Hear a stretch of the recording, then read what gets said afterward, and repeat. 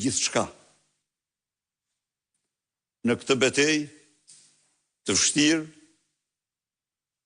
do përballet dhëm për dhëm me qeverinë e krimit, drogës. Do bëj çdo përpjekje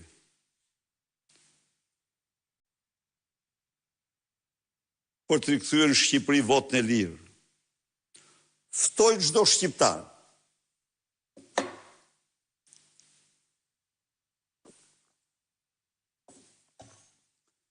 të analizoj me gjaktësi të gjithë faktorët që degraduan procesin zgjedhor në farzë zgjedhore. Kjo në interesin e tij më të mirë, në interesin e të vërtetave që ai duhet besoj. Dhe pastaj të marrë vendimet e duhura. Vendimin që do të dëshiroj. Ne do respektojmë çdo vendim të çdo qytetari.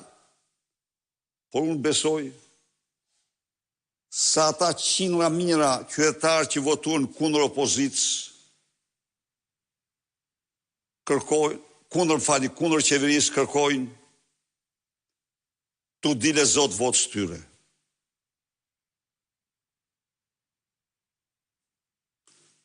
Protesta sot para parlamentit fillon gjithashtu për të krijuar një tribunë parlamentare qytetare, mbasi narkoparlamenti ka mbyll çdo mundësi, çdo hapësirë dhe ka shkel çdo të drejtë kushtetuese për opozitën. Protesta para parlamentit, para kryeministrisë zhvillohet natyrisht me kërkesën e prerë dorëheqje e Ramës dhe Lubi Ballukut. Janë jo të pak qytetarë që mendojnë se kjo protestë duhet zhvillohej para Ministrisë së Ekonomisë Energjetikës. Por jo, sepse nuk është autore kryesore Lubia, është masha e Edi Ramës, në aferën e tunelit të Llogaras, në aferën e portit të Durrësit, në aferën e portit të Vlorës, në aferën e aeroportit të Vlorës. Pra, e vërteta, ajo ishte thjesht një instrument, një person që Edi Rama e ka përdor për 25 vitesh për të gjitha vjedhjet e tij. Ajo ka përgjegjësi ligjore më të madhe se Mali Dajtit, por akoma më të madhe e ka Edi Rama dhe janë bashkautor në krime të shëmtuara në vjedhje të mëdha. Ndaj dhe unë ftoj qytetarët e Tiranës, por dhe të gjithë qytetarët e tjerë që dëshirojnë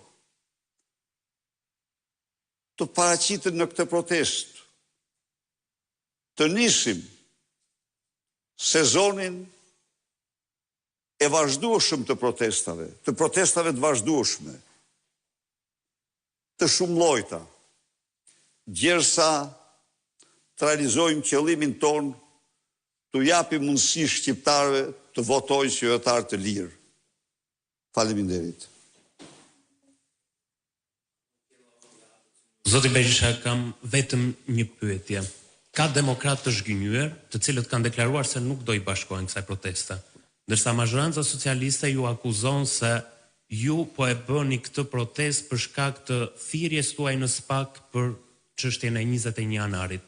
Pyetja ime është, a është koincidencë që ju pasi thirreni për 21 janarin, mbani një protestë në bulevardin ku ka ndodhur 21 janari 14 vite më parë?